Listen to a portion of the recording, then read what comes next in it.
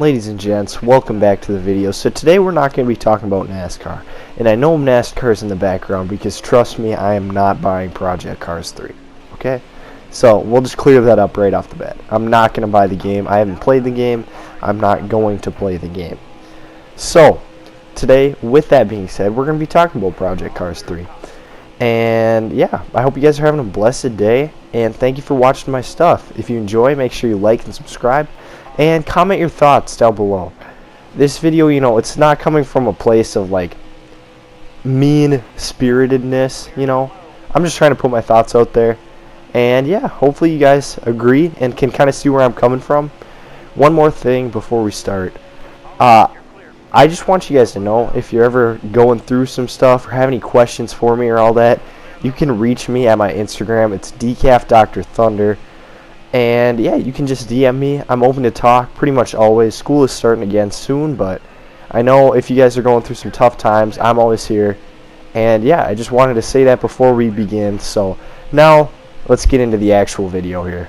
So for those of you who don't know, Project Cars 3 released today, and it has not been received very well by people, especially up to its launch. Project Cars and Project Cars 2 were known for being good simulations, and they had an awesome sandbox career mode and all this stuff, and they had great features, a pretty in-depth racing simulator, I would say. One of the best that you could get on consoles.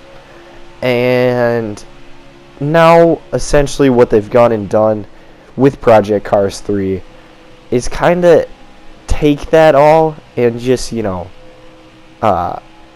poop on it and then put it into a little bag and like throw it at an orphanage or something. I don't know, but they have completely done away with that. It is basically an arcade title now.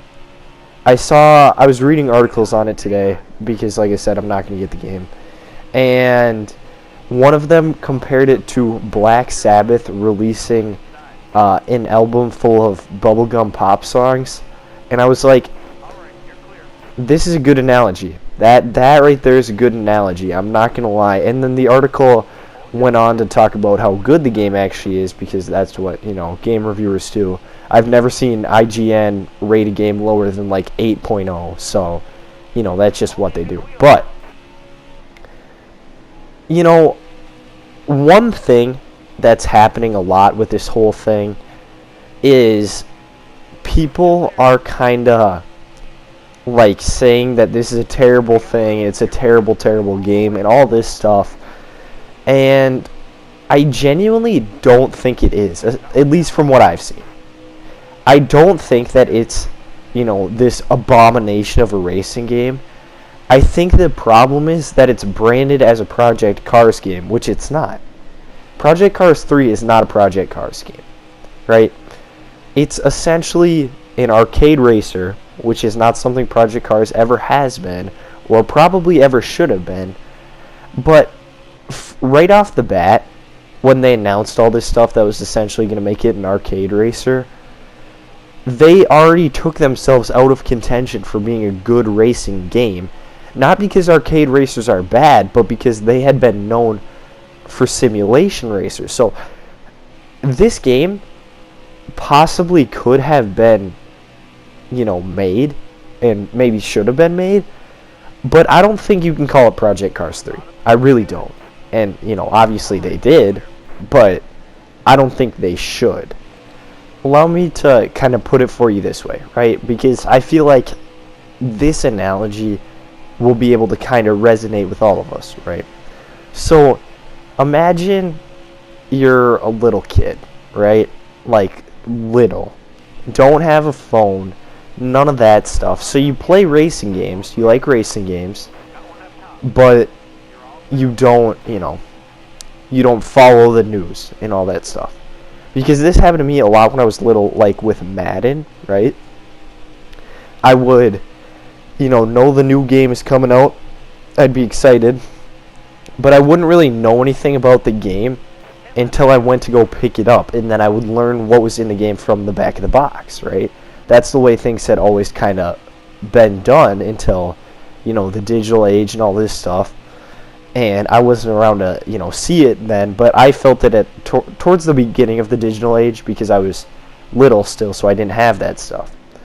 And I know this analogy doesn't work that well because, you know, little kids aren't really playing sim racers, but, you know, you can kind of imagine what I'm getting at here.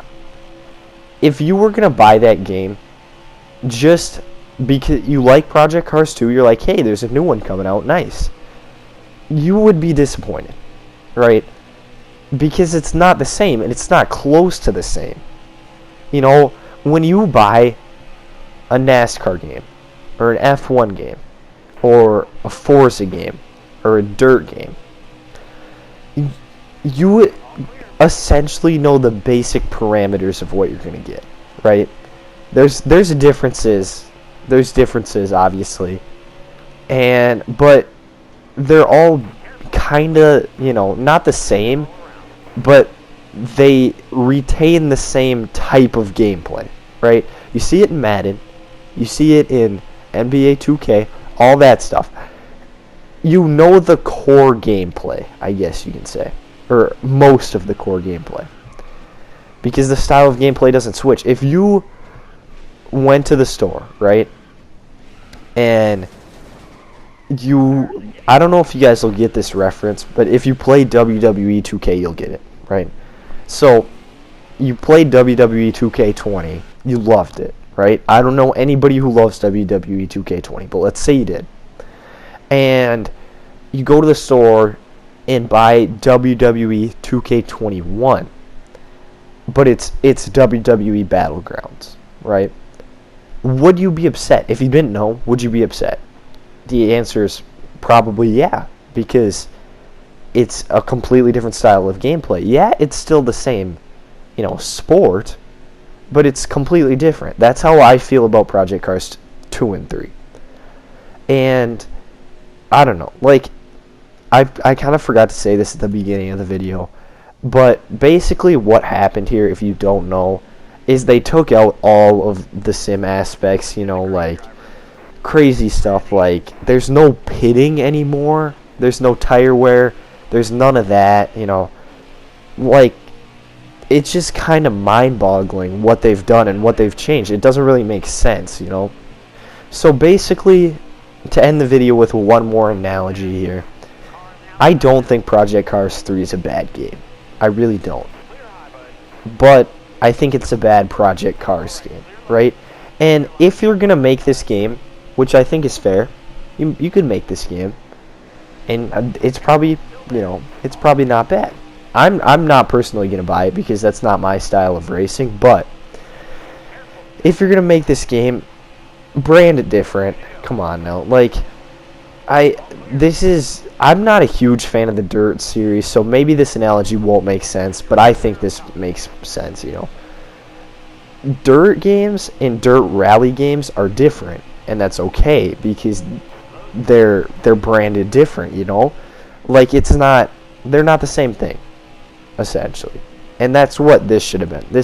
You could have called it like Project Cars World or something stupid like that. Like, kind of the same but an offshoot, you know, if that makes any sense. So that's basically my just general thoughts on the subject.